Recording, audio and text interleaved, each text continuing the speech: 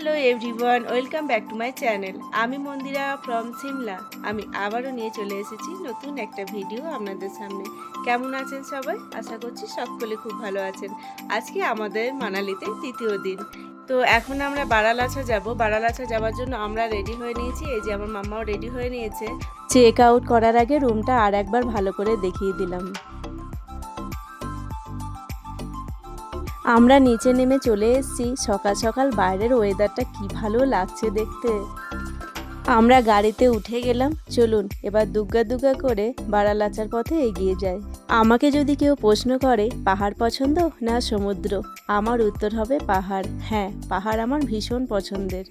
আর হ্যাঁ বন্ধুরা, আপনারা কে কে পাহাড় পছন্দ করেন আর কে কে সমুদ্র পছন্দ করেন অবশ্যই আমাকে কমেন্ট করে জানাবেন। পাহাড়ের ওপরে হালকা হালকা বরফ, তার ওপরে এত সুন্দর আকাশ, কি অপূর্ব সুন্দর দৃশ্য। আমরা এখন এই জায়গাটায় এসে দাঁড়ালাম। এখানে আমরা এখন ব্রেকফাস্ট করব। আমরা তো বেশ অনেকটাই সকালে বেরিয়েছি আর সকাল সকাল ওয়েদারটা বেশ ঠান্ডা ঠান্ডা ছিল। সকাল সকাল আমরা ব্রেকফাস্টে নিয়ে নিয়েছিলাম আমাদের পছন্দের পনির পরোটা। হ্যাঁ, এখানে এসে আমরা অনেক রকমের পরোটা ট্রাই করেছি আর আমি তো বললাম আমার এখানের পরোটাগুলো প্রত্যেকটাই বেশ ভালো লেগেছে। এই ব্রিজটাকে দেখুন কি সুন্দর লাগছে। এই দিকে রাস্তাগুলোতে আমার বেশ কয়েকটা ব্রিজ খুব ভালো লেগেছে আর সেগুলোকে আমি ক্যামেরা বন্দি করেও নিয়েছি আর আপনাদের সঙ্গে শেয়ারও করেছি। এই যে আবারও খুব সুন্দর একটা ব্রিজ, এই ব্রিজটার ওপর দিয়েই আমরা যাব। গতকালকে তো আমরা শিশুতে স্টে করেছিলাম। আজকে আমরা বারালাচাতে ঘুরে আবার মানালির পথে যাব। আজকে রাত্রে আমাদের মানালিতে স্টে আছে আর কালকে মানালির লোকাল সাইট সিন আছে। রাস্তায় যেতে যেতে এখানে খুব সুন্দর একটা ওয়াটারফল, আবার কিছুটা গিয়ে আরও খুব সুন্দর একটা ওয়াটারফল। তবে এখন আর এখানে দাঁড়াবো না, এখন সোজা যাব বারালাচার পথে। আসার পথে এখানে একটু ফটো ভিডিও তুলব। আসার সময় তো আমরা এই পথ দিয়েই যাব, তখন না হয় এইখানটায় কিছুক্ষণ দাঁড়াবো। আচ্ছা বন্ধুরা, আপনাদের কি লেহ লাদাখ যাওয়ার ইচ্ছে হচ্ছে? তাহলে আমার এই ভিডিওটাতে একটু হলেও আপনারা সেই অনুভূতি ফিল করবেন। আমরা তো এখন যাচ্ছি বারালাচাতে। হ্যাঁ, আর লাদাখও পড়ে এই একই রোডে। বারালাচা যেতে গিয়ে আমাদেরও ঠিক একই অনুভূতি হয়েছে। প্রত্যেকটা ভিডিওতেই আমি আপনাদেরকে বলছিলাম যে সকাল করে বেরোতে হবে, নইলে ট্রাফিক পাবো। আর বলতে বলতে সেই সময়টা এসেও গেছে। ফাইনালি আমরাও ফেসে গেছি সেই ট্রাফিকে। আমরা এই জায়গাটায় প্রায় আধ ঘন্টার ওপর মতন ফেসে গেছিলাম। আর ট্রাফিকটা দেখুন, কতটা লাইন আছে এইখানটাতে। পেছনটাতেও প্রচুর পরিমাণে ট্রাফিক আর সামনেটাতেও, আর আমরা দাঁড়িয়ে আছি মিডিলে। ট্রাফিকের কথা বলতে বলতে আমরাও ফেসে গেছিলাম ট্রাফিকে। প্রায় আধ ঘন্টার ওপর হয়ে গেল। যাক, এবার আমাদের গাড়ি আবার চলছে। তো যেটা বলছিলাম, রাস্তাগুলো দেখতে ঠিক লাদাখের মতনই লাগছে তো। রাস্তার ভিডিওটা করা ঠিক এই কারণে, রাস্তায় যেতে যেতে এত সুন্দর অনুভূতি ছিল, মনে হচ্ছিল আমরা লাদাখেই যাচ্ছি। সেই জন্যই এই রাস্তাগুলোকে ক্যামেরাবন্দি করা।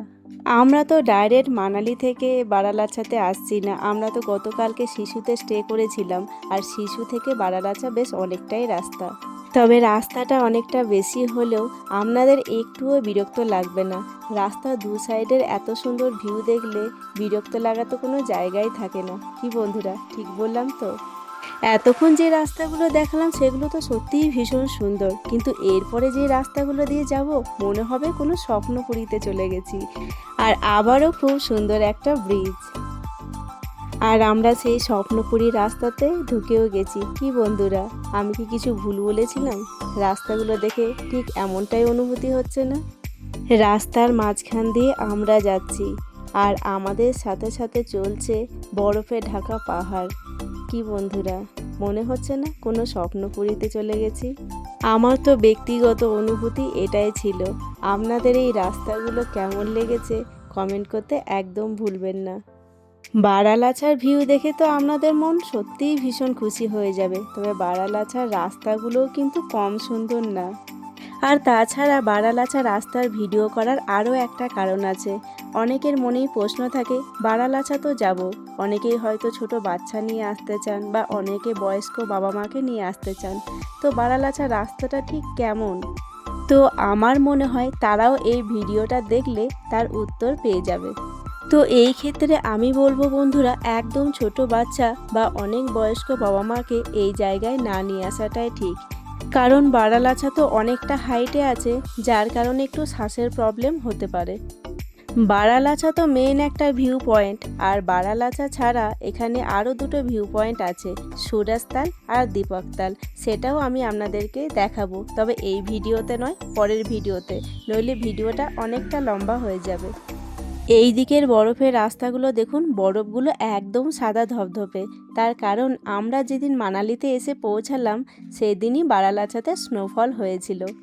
তার মানে আমরা মানালির একদিন পরে বারালাচাতে এসেছি, যার কারণে প্রচুর পরিমাণে আমরা স্নো দেখতে পাচ্ছি। আর স্নোটা একদম ফ্রেশ, কি দেখুন, একদম ফ্রেশ না? আপনারা যারা মানালিতে ঘুরতে আসছেন আর এত পরিমাণে স্নো দেখতে চান, আপনাদের হাতে যদি 1 থেকে 2 দিন সময় থাকে, আপনারা বারালাচার প্রোগ্রাম কিন্তু করতে পারেন। আর অলরেডি যারা বারালাচা থেকে ঘুরে গেছেন তারা তো এই রাস্তাটা দেখে বুঝেই গেছেন প্রায় বারালাচার কাছাকাছি এসে গেছি আমরা। তবে এই জায়গাটা দেখে ভয় পাওয়ার কিন্তু কিছু নেই। ব্যাস আর কিছুক্ষণের রাস্তা, তারপরে আমরাও পৌঁছে যাব বারালাচাতে। আজকে তো আমাদের স্টে আছে মানালিতে, আর আগামীকালকে আমাদের মানালিতে লোকাল সাইট সিন আছে, আর আগামীকালকে নাইট স্টেও আমাদের মানালিতে আছে। আর মানালি থেকে আমরা কোথায় যাব, থাক সেটা আর এখন বলছি না। রাস্তায় যতই একটু একটু করে এগিয়ে যাচ্ছি, মনে হচ্ছে কোনো স্বপ্নপুরীতে এসে গেছি আর কোনো স্বপ্নের দুনিয়ায় ভেসে গেছি। আমার তো বারালাচার অনুভূতি দারুণ লেগেছিল, আর সেটা আমি আপনাদের সঙ্গে ভাগ করে নিয়েছি ভিডিওর মাধ্যমে। তবে বন্ধুরা, আমি যেটা প্রত্যেকটা ভিডিওতে আপনাদেরকে বলে থাকি যে পাহাড়ে আসার বেস্ট সময় হচ্ছে মে মাস, আর আমরা গেছিলাম জুন মাসের প্রথম উইকে। আমরা গেছিলাম আমার ছেলে মেয়েদের সামার ভ্যাকেশনের ছুটিতে। সিমলাতে খুব একটা সামার ভ্যাকেশনের ছুটি থাকে না, 1 সপ্তাহের মতন ছুটি থাকে, যেহেতু সিমলাতে লম্বা ছুটিটা শীতকালেই পড়ে। রাস্তাটা কি সুন্দর লাগছে দেখুন, 2 সাইডে সাদা ধপধপে বরফের রাস্তা। এইটা হচ্ছে সুরাজতাল, কি দারুণ দেখতে লাগছে না? তবে হ্যাঁ, এখন দাঁড়াবো না, আমরা আসার পথে তো এই দিকেই আসবো, তখন সুরাজতালটা ভালো করে ঘুরিয়ে দেখাবো। বরফ তো আমরা সিমলাতেও দেখতে পাই, তবে হ্যাঁ, সিমলাতে আর এখন এত পরিমাণে বরফ তো পড়ে না। আর তাছাড়া সিমলাতে উইন্টারে যখন বরফ পড়ে তখন আমরা বাড়ি চলে যাই। তার কারণ বরফ দেখতে তো ভালো লাগে, কিন্তু বরফে থাকলে যে অসুবিধাগুলো হয় সেগুলো আমরা খুব ভালো করেই বুঝতে পারি। অতিরিক্ত বরফ পড়লে রাস্তাঘাটগুলো স্লিপারি হয়ে থাকে আর পড়ে যাওয়ারও ভয় থাকে। তবে হ্যাঁ, বারালাচার এই রাস্তাগুলোতে কিন্তু পড়ে যাওয়ার ভয় নেই, রাস্তাগুলো একদমই পরিষ্কার এবং শুকনো। অতিরিক্ত বরফ পড়ার কারণেও অনেক সময় রাস্তাঘাট বন্ধ হয়ে যায়। আর এইদিকে আমরাও এসে পৌঁছে গেছি বারালাচা। ফাইনালি আমরা পৌঁছে গেছি বারালাচা, তাই তো? আর এইদিকে বরফগুলো দেখুন, চারিদিকে বরফ আর বরফ, এত সুন্দর জায়গা। এই হচ্ছে চারিদিকের ভিউ, চারিদিকেই বরফ। আমরা একটু আগের দিকে যাব, আগে আরো বেশি বরফ আছে। আমরা হেঁটে হেঁটে ওর আরও আগের দিকটায় এগিয়ে যাব, ওখানে বেশ আরও অনেক বরফ আছে, আর অনেকে বেশ খেলাধুলোও করছে বরফ নিয়ে। চারিদিকের ভিউটা একবার দেখুন, শুধু বরফে বরফ, পুরো বরফে ঢাকা।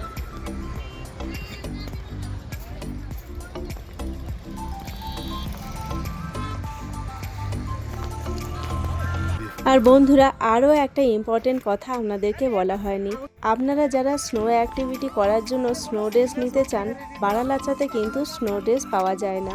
আপনারা যদি বারালাচার জন্য স্নো ড্রেস নিতে চান, আপনাদেরকে মানালি থেকেই নিয়ে নিতে হবে। কেমন লাগছে এই জায়গাটা তোমাদের? চারিদিকেই শুধু বরফ আর বরফ, বরফ আর বরফ।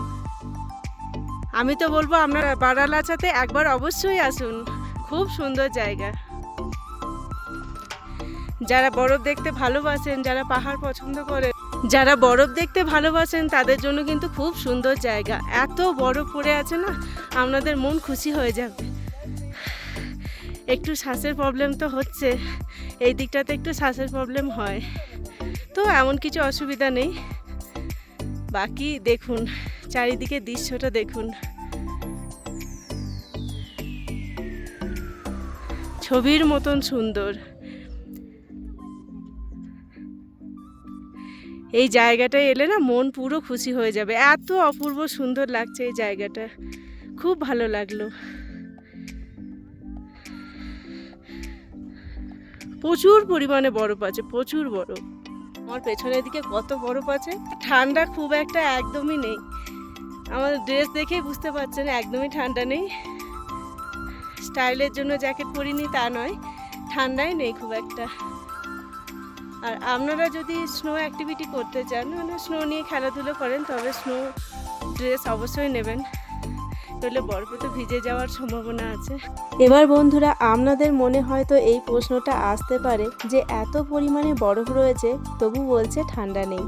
না বন্ধুরা, তা নয়, আমরা ভেতরে একটা করে উলিকট পরেছি, তবে হয় না এত বরফ আছে যেখানে সোয়েটার, জ্যাকেট, হ্যান্ড গ্লাভস, টুপি এসব জিনিস দরকার হয়ে থাকে, তবে এইখানে কিন্তু সেরকম কিছু দরকার খুব একটা লাগেনি।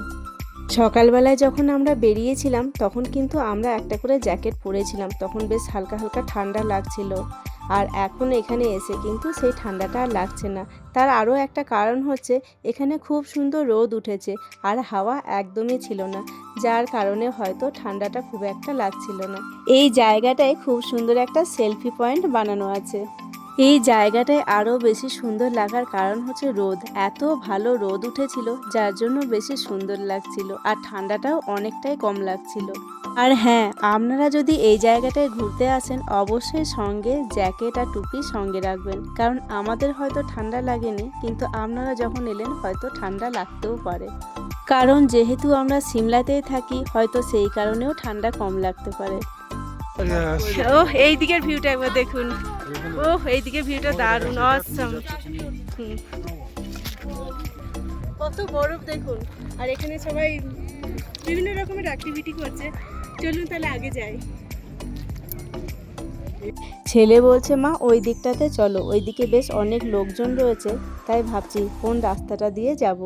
আর বন্ধুরা, বরফের ওপরে হেঁটে যাওয়ার সময় পাটাও সাবধানে ফেলতে হবে, নইলে নিচে তো জল আছে, হাঁটতে হাঁটতে অনেক সময় পাটা নিচে ঢুকে যাচ্ছে, আর ঠিক এই কারণে গামবুটটার প্রয়োজন হয়। হ্যাঁ বন্ধুরা, আমাদের একটা ভুল হয়ে গেছিল, আমরা যেহেতু ডাইরেক্ট মানালি থেকে আসেনি, আমরা মানালি থেকে রোটাং পাস গেছিলাম, আর রোটাং পাসে তো স্নো ড্রেস পাওয়া যাচ্ছিল, আমরা ভেবেছিলাম বারালাচাতেও হয়তো স্নো ড্রেস পাবো, কিন্তু এখানে এসে দেখলাম এখানে কোনো স্নো ড্রেসের ব্যবস্থা নেই, যার কারণে আমরাও স্নো ড্রেস নিতে পারিনি। আপনারা যদি বারালাচাতে আসেন আর স্নো ড্রেস নিতে চান, আপনারা তাহলে মানালি থেকেই নিয়ে আসবেন।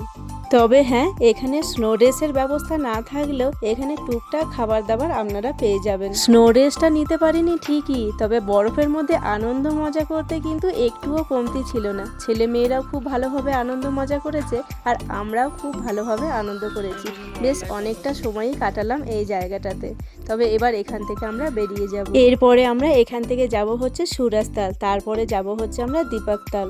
একদমই যেতে ইচ্ছে করছে না এখান থেকে, চারিদিকটা এত সুন্দর।